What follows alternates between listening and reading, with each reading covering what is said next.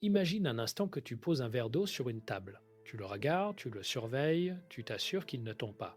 Et puis, à un moment, tu tournes la tête, tu penses à autre chose, et le verre est toujours là, intact, stable, comme si ta vigilance constante n'avait jamais vraiment été nécessaire.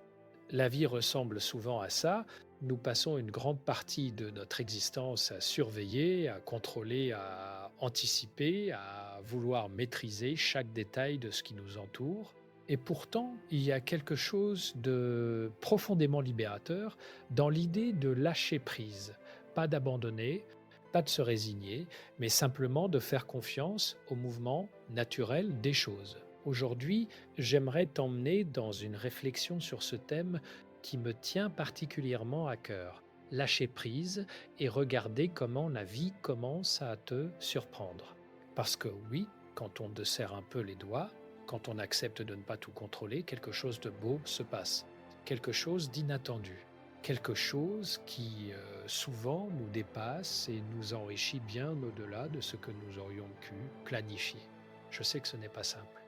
Je le sais parce que j'en parle avec des patients depuis des années. Je le sais parce que je le vis moi-même. Le lâcher-prise, c'est l'un des apprentissages les plus difficiles de la vie humaine. Et paradoxalement, c'est aussi l'un des plus doux, une fois qu'on commence à le pratiquer vraiment. Alors je t'invite, pendant cette heure que nous allons partager ensemble, à poser un moment tes préoccupations, à ralentir, à écouter non pas pour prendre des notes ou mémoriser des techniques, mais pour te laisser traverser par quelques idées qui peut-être vont résonner en toi d'une façon que tu n'attendais pas. Parce que c'est ça aussi, le lâcher-prise, c'est accepter de recevoir sans filtrer. C'est s'ouvrir à ce qui vient. Commençons par une question simple, mais dont la réponse est souvent très révélatrice. Pourquoi est-ce que nous contrôlons autant? Pourquoi est-ce que nous avons ce besoin, parfois obsessionnel, de tout maîtriser, de tout prévoir, de tout organiser? La réponse, au fond, est presque toujours la même par peur.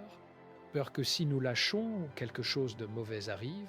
Peur que la vie, livrée à elle-même, prenne un mauvais tournant. Peur de ne pas être à la hauteur si les choses échappent à notre contrôle.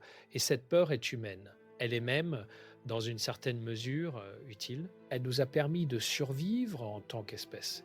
Anticiper les dangers, planifier, organiser, c'est ce qui nous a permis de construire des civilisations. Mais dans notre vie quotidienne, dans nos relations, dans notre rapport à nous-mêmes, ce besoin de contrôle peut devenir une prison dorée parfois, confortable en apparence, mais une prison quand même.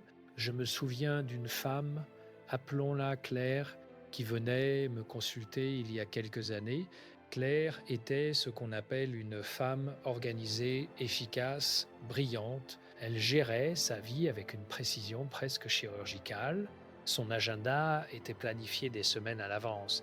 Elle anticipait chaque scénario possible dans ses relations, dans son travail, dans sa vie de famille. Et pourtant, Claire était épuisée. Elle dormait mal. Elle se sentait constamment tendue, comme si elle portait un poids invisible sur les épaules. Un jour, je lui ai posé une question, et si vous ne contrôliez pas tout, qu'est-ce qui se passerait? Elle m'a regardé avec une sorte de stupeur, comme si je lui avais proposé de sauter d'un avion sans parachute. Tout s'effondrerait, m'a-t-elle dit, tout partirait dans tous les sens. Mais voilà ce qui était intéressant, cette conviction que tout s'effondrerait n'avait jamais vraiment été testée. C'était une croyance très ancienne, très profonde, mais une croyance quand même. Et les croyances, même les plus solides, peuvent être questionnées. Le besoin de contrôle, dans la plupart des cas, n'est pas une réponse rationnelle à une menace réelle. C'est une réponse émotionnelle à une peur intérieure. Et cette distinction est fondamentale parce qu'elle nous indique où travailler. Pas sur le monde extérieur qui, de toute façon, ne se laissera jamais entièrement contrôler, mais sur notre monde intérieur, sur notre rapport à l'incertitude, sur notre capacité à faire confiance. Et ici, je voudrais introduire une idée qui me semble centrale dans toute cette réflexion sur le lâcher-prise. C'est l'idée que contrôler et faire confiance sont deux postures opposées face à la vie. Contrôler, c'est dire je ne fais pas confiance au mouvement naturel des choses, donc je dois tout gérer moi-même. Faire confiance, c'est dire je fais confiance à la vie, à mes ressources intérieures, aux autres, au temps, pour que les choses se mettent en place. Ce n'est pas de la naïveté, ce n'est pas de la passivité, c'est une forme de sagesse profonde qui reconnaît les limites de notre pouvoir tout en faisant pleinement confiance à ce qui nous dépasse. Pense à la façon dont une graine pousse. Personne ne tire sur les feuilles pour les faire sortir plus vite. Personne ne force les racines à aller dans telle ou telle direction. On plante, on arrose, on prend soin, et puis on fait confiance au processus. On laisse la vie faire son travail, et c'est exactement ce que le lâcher-prise nous invite à faire avec nous-mêmes. Maintenant, j'aimerais qu'on explore ensemble quelque chose de plus concret. Parce que le lâcher-prise, c'est beau comme concept, mais comment est-ce qu'on le vit vraiment dans le quotidien? Comment est-ce qu'on passe de la théorie à la pratique? Et surtout, qu'est-ce que notre difficulté à lâcher prise révèle de nous?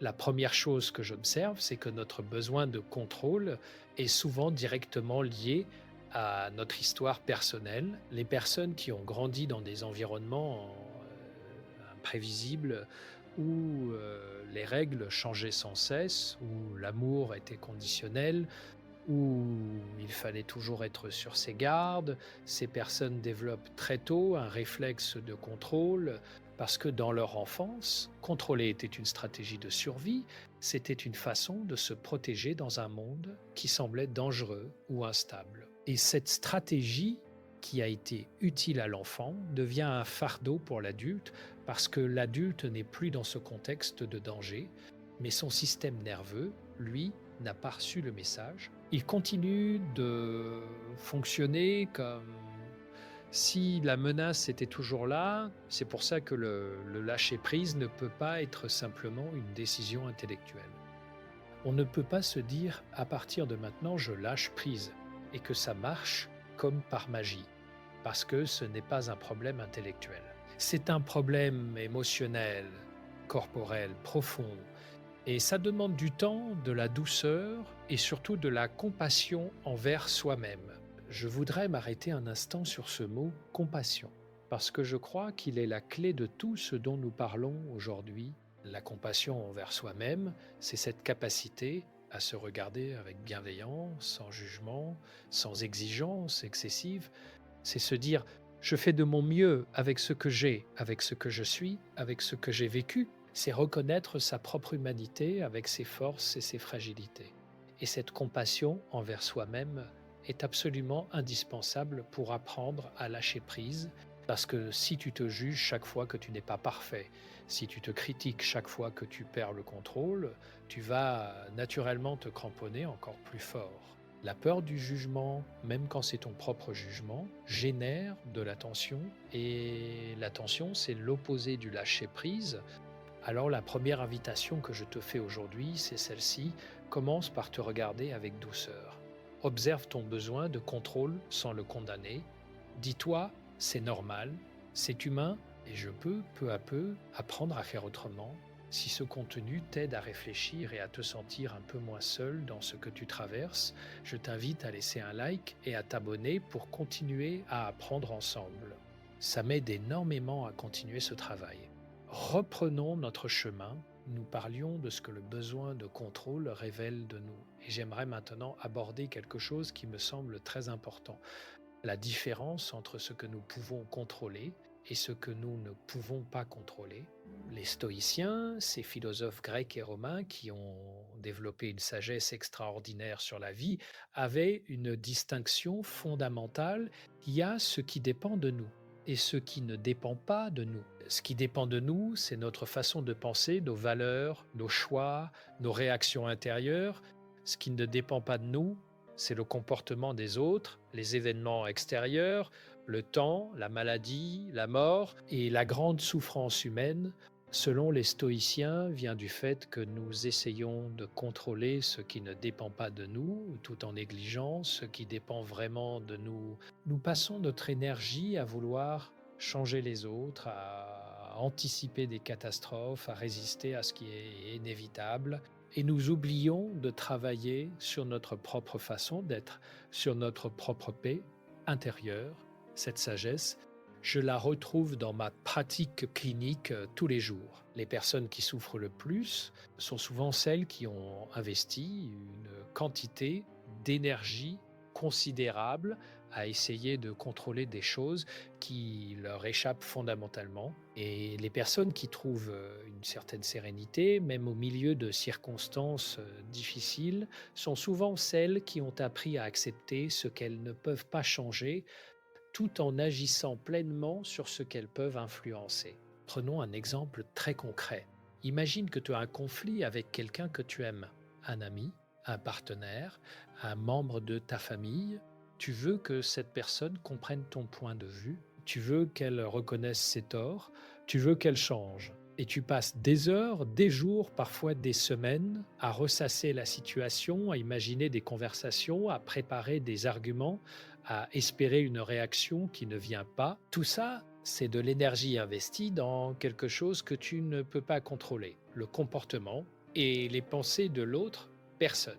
Mais ce que tu peux contrôler, c'est ta propre façon de communiquer, tes propres besoins, ta propre décision de continuer ou non dans cette relation, ta propre capacité à pardonner ou à mettre des limites. Et souvent, quand on se concentre sur ce qu'on peut vraiment faire, les choses bougent, pas toujours dans la direction qu'on espérait, mais elles bougent. Lâcher prise sur ce qu'on ne peut pas contrôler, ce n'est pas se résigner, c'est rediriger son énergie vers ce qui peut vraiment changer, c'est arrêter de pousser contre un mur et chercher la porte. Il y a une métaphore que j'aime beaucoup utiliser. Imagine que tu es dans une rivière, tu peux nager à contre-courant, épuiser toutes tes forces, avancer très peu. Ou tu peux te laisser porter par le courant en gardant juste assez de conscience pour éviter les rochers, en faisant confiance à la rivière pour te mener quelque part. Le lâcher-prise, c'est apprendre à nager avec le courant de la vie, pas contre lui. Et ici, je veux aborder quelque chose qui est souvent mal compris. Le lâcher-prise n'est pas de la passivité. Ce n'est pas s'asseoir et attendre que les choses arrivent en espérant que tout ira bien. Le lâcher-prise, c'est une action, c'est une décision active de ne plus gaspiller son énergie dans des résistances inutiles, c'est choisir où investir son attention et ses forces. Un jardinier qui lâche prise ne cesse pas de jardiner, qui continue de planter, et d'arroser, de prendre soin, mais il ne se bat pas contre les saisons. Il ne force pas les fleurs à éclore avant le printemps. Il travaille en accord avec la nature, pas contre elle, et c'est exactement ça que nous pouvons faire avec notre propre vie. Continuer à agir, à nous engager, à prendre soin, mais le faire en accord avec ce que nous sommes, avec ce qui est possible, avec le rythme naturel des choses. Parlons maintenant d'un aspect du lâcher-prise qui touche beaucoup de personnes, le lâcher-prise dans les relations. Parce que c'est souvent là que c'est le plus difficile, parce que les personnes que nous aimons, nous voulons les protéger, les guider, les voir heureux. Et parfois, ce désir légitime se transforme en une forme de contrôle qui étouffe la relation. J'ai connu un père, appelons-le Thomas, qui aimait profondément sa fille adulte. Il voulait qu'elle réussisse, qu'elle soit heureuse, qu'elle prenne les bonnes décisions et il s'impliquait dans sa vie d'une façon qui, avec les meilleures intentions du monde, devenait étouffante. Il donnait des conseils non sollicités. Il s'inquiétait de façon excessive. Il appelait plusieurs fois par jour pour s'assurer que tout allait bien. Sa fille, de son côté, se sentait incapable, comme si son père ne lui faisait pas confiance, comme si elle n'avait pas le droit d'être une adulte qui fait ses propres expériences, y compris ses propres erreurs. Quand Thomas a commencé à prendre conscience de ça, il a ressenti quelque chose de douloureux. Parce que lâcher prise sur sa fille, pour lui, c'était comme abandonner son rôle de père. C'était comme dire qu'il ne s'en souciait plus. Mais progressivement, il a compris que lâcher prise, c'était en fait la plus belle preuve d'amour qu'il pouvait lui offrir. C'était lui dire « Je te fais confiance, je crois en toi, tu es capable et quelque chose de magnifique c'est passé. Quand Thomas a commencé à se retirer un peu, à laisser de l'espace, sa fille s'est rapprochée de lui parce qu'elle ne se sentait plus étouffée, parce qu'elle pouvait venir vers lui vibrant sans se sentir jugée ou guidée à chaque instant. C'est l'un des paradoxes les plus beaux du...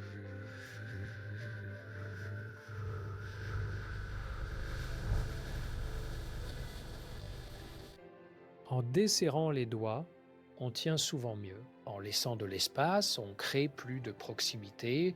En faisant confiance, on devient plus digne de confiance et cela s'applique à toutes nos relations, avec nos enfants, avec nos partenaires, avec nos amis. Chaque être humain a besoin d'espace pour être lui-même et quand nous respectons cet espace, quand nous cessons de vouloir façonner l'autre, à notre image ou selon nos attentes, quelque chose de vivant peut s'épanouir. Faisons une petite pause dans notre exploration parce que j'aimerais te proposer un moment de praction personnelle. Pense à une relation dans ta vie où tu as tendance à contrôler, à t'inquiéter excessivement, à vouloir que les choses se passent d'une certaine façon. Ce n'est pas pour te juger, c'est juste pour observer qu'est-ce qui se passerait si tu lâchais un peu prise dans cette relation. Quelle peur se cache derrière ton besoin de contrôle? Et est-ce que cette peur est vraiment fondée sur quelque chose de réel ou est-ce qu'elle vient de quelque chose de plus ancien, de plus profond? Prends le temps de laisser ces questions résonner en toi. Il n'y a pas de bonne ou de mauvaise réponse.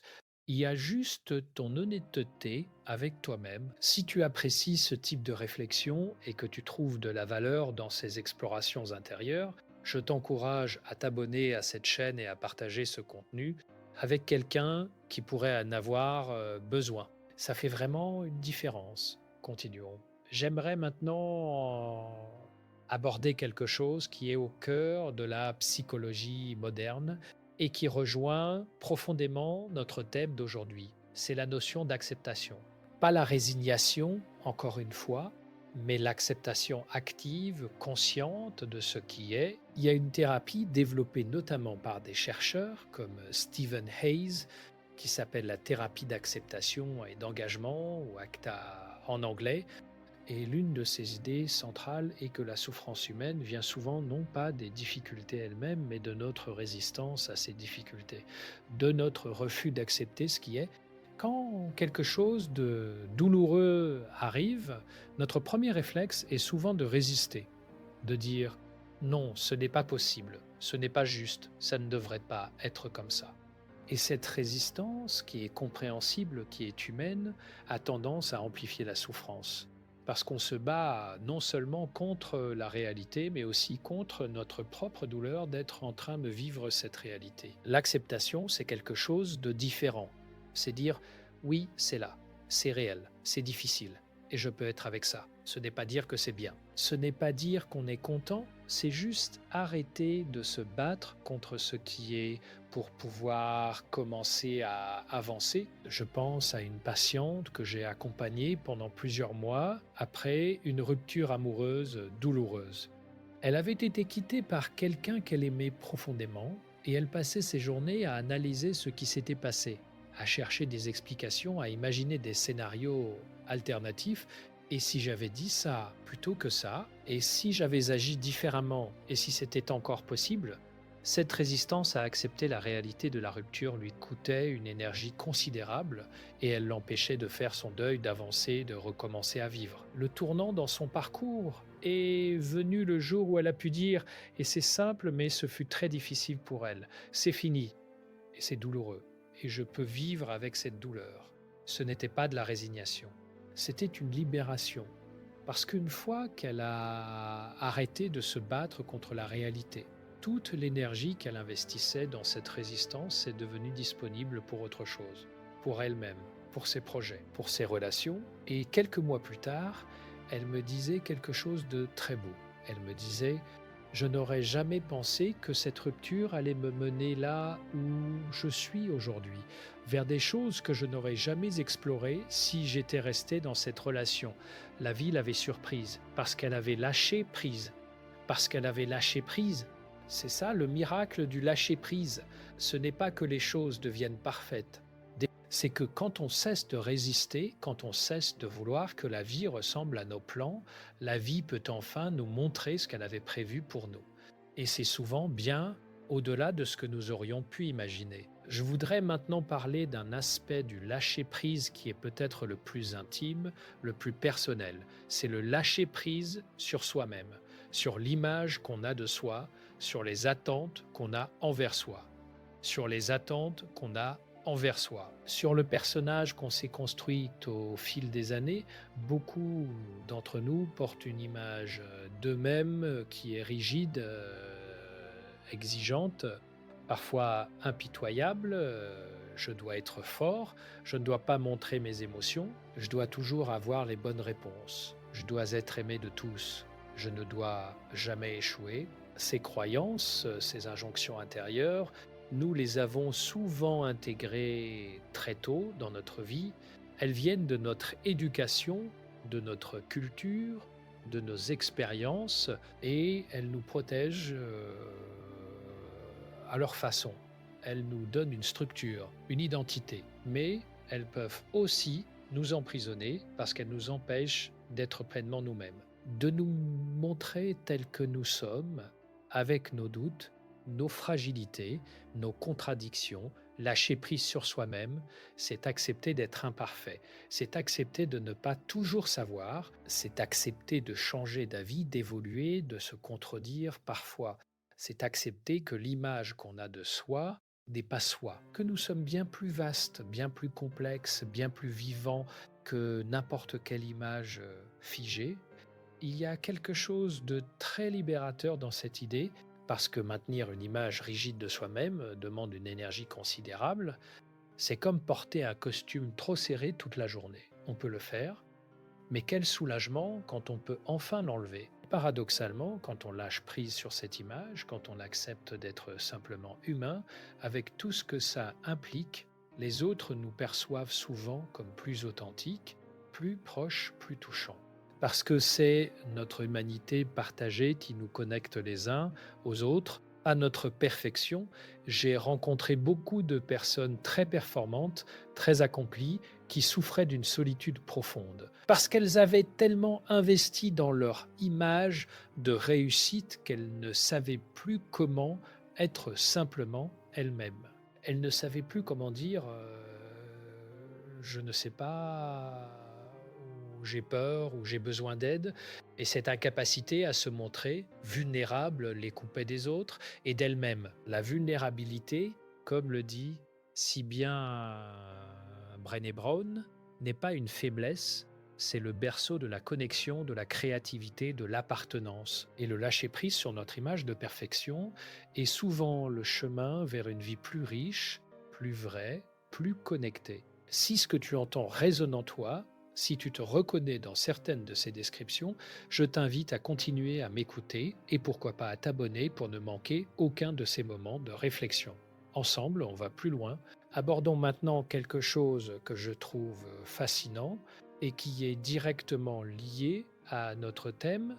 C'est la question de la confiance. Pas la confiance en soi au sens habituel du terme, cette confiance un peu performative qu'on nous vend souvent dans le développement personnel, mais une confiance plus profonde, plus fondamentale, une confiance dans la vie elle-même. Qu'est-ce que ça veut dire? Faire confiance à la vie. Ça veut dire croire que même dans les moments difficiles, même quand les choses ne se passent pas comme on l'espérait, il y a quelque chose à apprendre, quelque chose à gagner, quelque chose qui nous fait grandir. Ça veut dire croire que nous avons les ressources intérieures pour traverser ce qui se présente à nous.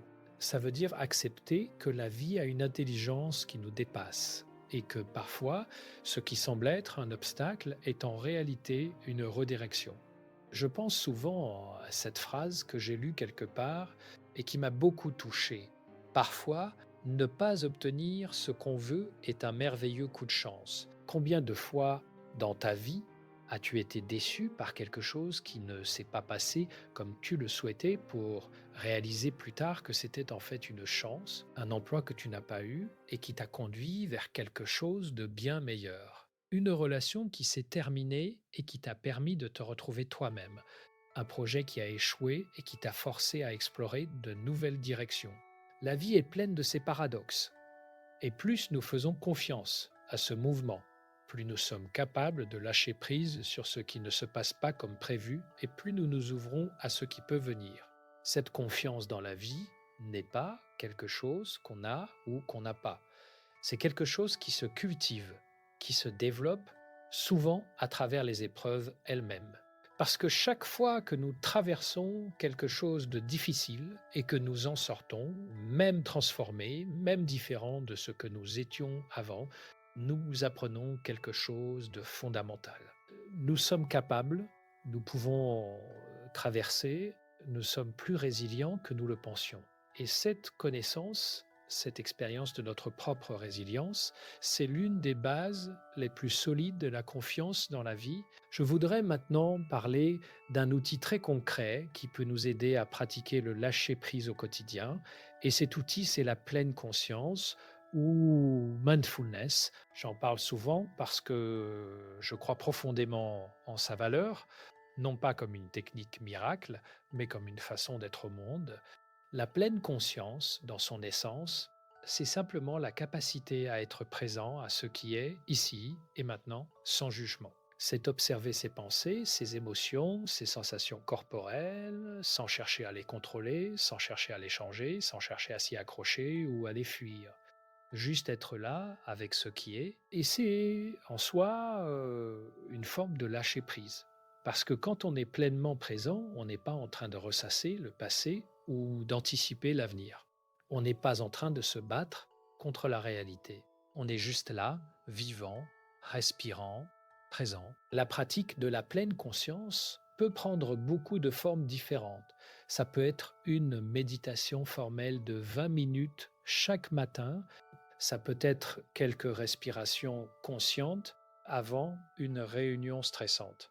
Ça peut être manger un repas en étant vraiment attentif aux saveurs, aux textures, aux odeurs. Ça peut être une marche dans la nature où on laisse ses sens s'ouvrir à ce qui nous entoure. Ce qui est important, ce n'est pas la forme, c'est l'intention. L'intention d'être là, vraiment là, plutôt que dans sa tête, dans ses ruminations, dans ses projections. Et ce que la recherche en neurosciences nous montre, c'est que cette pratique a des effets réels et mesurables sur notre cerveau et car elle réduit l'activité du réseau, par défaut cette partie du cerveau qui est active quand on rumine, quand on s'inquiète, quand on se perd dans des pensées sur soi-même. Elle renforce les circuits de régulation émotionnelle, elle augmente la capacité à tolérer l'incertitude et l'inconfort. En d'autres termes, la pleine conscience nous aide à lâcher prise. Pas d'un coup, pas magiquement, mais progressivement, doucement, au fil de la pratique. Et il y a quelque chose de très beau dans cette idée, parce que ça veut dire que le lâcher prise est une compétence. Quelque chose qui s'apprend, qui se cultive, qui se développe avec de la pratique et de la patience. Ce n'est pas réservé à quelques personnes naturellement zen ou spirituellement avancées, c'est accessible à chacun d'entre nous. Permettons-nous une autre pause de réflexion. J'aimerais te proposer quelque chose de très simple. Dans les prochaines 24 heures, observe un moment dans ta journée où tu te surprends à vouloir contrôler quelque chose. Ce peut être quelque chose de très petit, une conversation, un plan qui ne se déroule pas comme prévu, une attente qui n'est pas satisfaite. Et dans ce moment, demande-toi, est-ce que je peux lâcher prise sur ça? Est-ce que je peux juste laisser les choses être comme elles sont? Ne serait-ce qu'une minute, tu n'as pas besoin de réussir, tu n'as pas besoin que ça soit parfait. Il s'agit juste d'observer, d'expérimenter, de jouer avec cette idée et de noter ce que tu ressens quand tu essayes, même brièvement, de desserrer les doigts. Si tu veux continuer à explorer ces pratiques et ces réflexions avec moi, n'oublie pas de t'abonner. Et si tu penses à quelqu'un dans ta vie qui pourrait bénéficier de ces idées, Partage cet épisode avec lui ou avec elle, c'est un beau cadeau à faire. Maintenant, j'aimerais aborder quelque chose qui me semble fondamental dans notre compréhension du lâcher-prise. C'est la relation entre le lâcher-prise et la joie. Parce que je crois profondément que l'une des conséquences les plus belles et les plus concrètes du lâcher-prise, c'est qu'on retrouve accès à la joie. Quand on est dans le contrôle, dans la résistance, dans la tension, on est dans un état de contraction. Le corps est tendu, l'esprit est alerte, les émotions sont comprimées, il y a très peu d'espace pour la légèreté, pour le plaisir, pour la spontanéité. La joie a du mal à entrer dans un espace aussi contracté, mais quand on lâche prise, quand on se détend, quand on cesse de se battre, quelque chose s'ouvre. Il y a de l'espace, et dans cet espace, la joie peut entrer. Les petites choses peuvent toucher à nouveau. Un sourire d'un inconnu, la lumière du matin, le goût d'un café, une chanson qui passe à la radio. Ces petites joies du quotidien, on les rate souvent quand on est trop dans notre tête, trop dans nos préoccupations, trop dans notre besoin de contrôle. Il y a un lien très direct dans la recherche en psychologie positive entre la capacité à être présent et la capacité à ressentir de la joie. Les personnes qui sont capables d'être pleinement dans le moment présent, qui ne sont pas constamment en train de ruminer ou d'anticiper, ces personnes rapportent des niveaux de bien-être significativement plus élevés. Pas parce que leur vie est plus facile, mais parce qu'elles sont disponibles pour la vivre pleinement. Et le lâcher-prise, c'est précisément ça. C'est devenir disponible pour la vie, pour ce qui est là, maintenant, devant soi. Je pense à un homme que j'ai accompagné, appelons-le Marc, qui avait traversé une période très difficile, une maladie sérieuse, qui l'avait forcé à ralentir, à s'arrêter, à renoncer à beaucoup de choses qu'il pensait indispensables. Et au début, c'était une catastrophe pour lui, parce qu'il était quelqu'un de très actif, très ambitieux, très dans le contrôle. Mais quelque chose s'est passé pendant cette période de ralentissement forcé. Il a commencé à remarquer des choses qu'il n'avait jamais remarquées, la façon dont la lumière entrait par sa fenêtre euh, le matin, le bruit de la pluie sur les vitres, le plaisir d'une conversation sans but précis avec un ami, des petites choses, des choses simples que sa vie d'avant ne lui laissait pas le temps de voir. Et quand il est sorti de cette période difficile, il m'a dit quelque chose que je n'oublie pas. Il m'a dit: «Je crois que cette maladie m'a appris à vivre, non pas dans le sens d'une leçon morale ou d'une récompense pour sa souffrance, mais dans le sens d'une ouverture, d'un lâcher-prise forcé qui l'avait conduit vers une façon d'être plus riche, plus présente, plus joyeuse. Il n'avait pas eu besoin d'une maladie pour apprendre ça. Nous n'avons pas besoin d'une crise pour commencer à lâcher prise.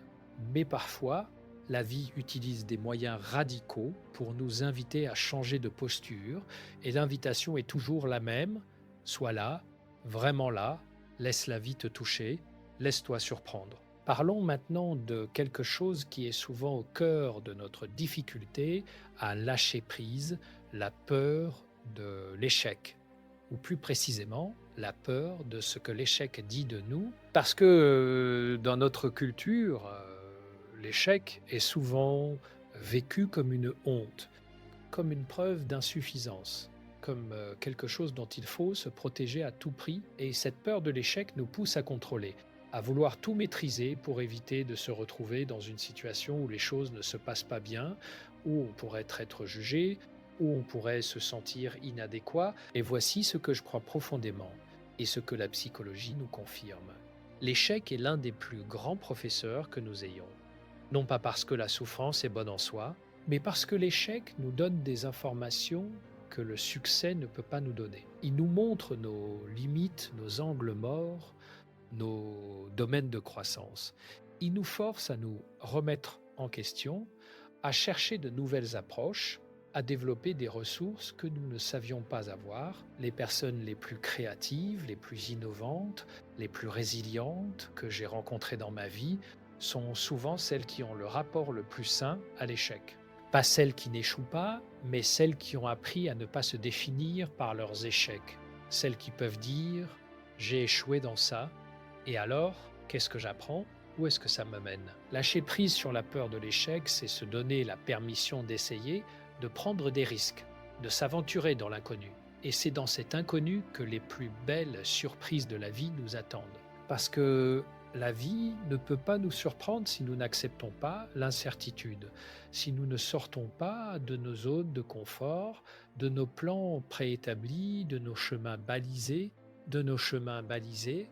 les surprises, les rencontres inattendues, les découvertes, les tournants qui changent une vie. Tout ça se passe dans l'espace entre ce qu'on contrôle et ce qu'on laisse venir. J'aimerais maintenant aborder une question qui revient souvent quand on parle de lâcher prise. La question de la responsabilité. Certaines personnes ont peur que lâcher prise signifie ne plus être responsable de sa vie, ne plus faire d'efforts, laisser les choses dériver. Mais je crois que c'est une confusion importante. Lâcher prise et prendre ses responsabilités ne sont pas des opposés. En fait, je dirais même que le vrai lâcher prise nous rend plus responsables, pas moins, parce qu'il nous libère de l'énergie que nous gaspillons à contrôler ce qui ne dépend pas de nous pour l'investir dans ce qui dépend vraiment de nous. Quand je lâche prise sur le comportement des autres, je peux me concentrer sur le mien. Quand je lâche prise sur les résultats que je ne peux pas garantir, je peux me concentrer sur la qualité de mes actions. Quand je lâche prise sur l'image que je veux projeter, je peux me concentrer sur qui je veux vraiment être. C'est une légère parce qu'elle est plus légère, parce qu'elle est plus honnête. Elle ne prétend pas contrôler ce qui ne peut pas l'être. Elle se concentre sur ce qui peut vraiment être influencé soi-même, ses choix, ses valeurs, sa façon d'être au monde. Et cette responsabilité-là, elle est libératrice parce qu'elle ne dépend de personne d'autre. Elle ne dépend pas des circonstances extérieures. Elle est entièrement entre nos mains. Si tu es encore avec moi à ce stade de notre conversation, je t'en remercie sincèrement. C'est un signe que ces réflexions font écho en toi et ça me touche profondément. Si tu n'es pas encore abonné, c'est le moment de le faire pour continuer à recevoir ce type de contenu régulièrement. Approchons-nous maintenant de la fin de notre exploration d'aujourd'hui et j'aimerais terminer avec quelque chose qui me tient très à cœur. C'est l'idée que le lâcher-prise est un chemin, pas une destination. Ce n'est pas quelque chose qu'on atteint une fois pour toutes. C'est quelque chose qu'on pratique jour après jour, moment après moment. Il y aura des jours où ça sera facile, où on se sentira léger, ouvert, confiant. Et il y aura des jours où le besoin de contrôle reviendra en force, où l'anxiété prendra le dessus, où on se retrouvera à nouveau en train de résister à ce qui est... Et c'est normal, c'est humain. Ce n'est pas un échec, c'est juste la vie. Ce qui compte, ce n'est pas d'être parfaitement dans le lâcher-prise tout le temps. Ce qui compte, c'est de se souvenir que c'est possible, de se souvenir que l'option existe, de se souvenir qu'on peut à tout moment choisir de desserrer les doigts, de respirer, de faire confiance. Et chaque fois qu'on fait ce choix, même brièvement, même imparfaitement, on renforce ce muscle, on développe cette capacité. On s'approche un peu plus d'une façon d'être au monde qui est plus légère, plus ouverte, plus vivante. Je voudrais te laisser avec quelques idées clés de tout ce que nous avons exploré aujourd'hui. D'abord, le besoin de contrôle est humain et compréhensible, mais il peut devenir une prison. Il vient souvent de peurs profondes, souvent ancrées dans notre histoire, et il mérite d'être regardé avec compassion plutôt qu'avec jugement. Ensuite, lâcher prise ne signifie pas se résigner ou être passif. C'est rediriger son énergie vers ce qui dépend vraiment de nous et faire confiance au reste. C'est nager avec le courant de la vie plutôt que contre lui. Dans nos relations, lâcher prise, c'est offrir à l'autre l'espace d'être lui-même et c'est souvent ce qui crée la vraie proximité. L'amour qui contrôle étouffe. L'amour qui fait confiance libère. L'acceptation de ce qui est, même quand c'est douloureux, est le chemin vers la liberté. Résister à la réalité double souvent la souffrance. Accepter, c'est commencer à avancer. Lâcher prise sur notre image de nous-mêmes, sur notre besoin d'être parfait, sur nos peurs de l'échec, c'est s'ouvrir à une vie plus authentique, plus connectée, plus joyeuse. Et enfin, la pleine conscience est un outil précieux pour pratiquer le lâcher prise au quotidien. Le lâcher prise au quotidien. Être présent, vraiment présent, c'est déjà une forme profonde de lâcher prise. Et au cœur de tout ça, il y a une invitation simple et profonde, faire confiance à la vie. Faire confiance au fait que quand on cesse de tout vouloir contrôler, quand on s'ouvre à ce qui vient, la vie peut nous surprendre d'une façon que nous n'aurions jamais pu imaginer. Les plus belles choses de ma vie et de la vie de beaucoup de personnes que j'ai accompagnées ne faisaient pas partie du plan. Elles sont arrivées dans les espaces entre les plans, dans les moments où on avait lâché prise sur ce qu'on croyait vouloir, pour découvrir ce dont on avait vraiment besoin. La vie est infiniment plus créative que nous, infiniment plus sage que nos plans et nos projections, et quand nous lui faisons confiance, quand nous lui laissons de l'espace, elle peut déployer quelque chose de magnifique. Alors, si je devais te laisser avec une seule chose aujourd'hui, ce serait ceci: essaye juste un peu de desserrer les doigts. Pas surtout d'un coup, pas de façon dramatique. Juste un tout petit peu. Dans un domaine de ta vie où tu te bats depuis longtemps, dans une relation où tu essaies de contrôler ce qui ne peut pas l'être, dans une attente que tu portes depuis trop longtemps. Essaie de lâcher juste un peu et observe. Observe ce qui se passe en toi. Observe ce qui se passe autour de toi. Laisse-toi surprendre parce que la vie attend juste ça. Elle attend que tu lui fasses un peu de place et quand tu le feras, je crois sincèrement qu'elle te montrera quelque chose de beau. Merci de m'avoir accompagné jusqu'ici. Merci pour ta présence, ton attention, ta confiance, ce temps que tu t'es accordé pour réfléchir, pour te questionner, pour t'ouvrir à de nouvelles façons de voir les choses. C'est déjà un acte de courage et de bienveillance envers toi-même. Si ce contenu t'a été utile, si tu en ressors avec quelque chose, même une seule idée, une seule image, une seule question qui continue à résonner en toi, je t'invite à t'abonner à cette chaîne et à partager cet épisode avec quelqu'un qui pourrait en avoir besoin. Quelqu'un qui se bat peut-être en ce moment, qui résiste, qui contrôle et qui pourrait bénéficier d'une invitation douce à lâcher prise. Prends soin de toi, sois doux avec toi-même et rappelle-toi, la vie est de ton côté, elle l'a toujours été. On se retrouve dans le prochain épisode.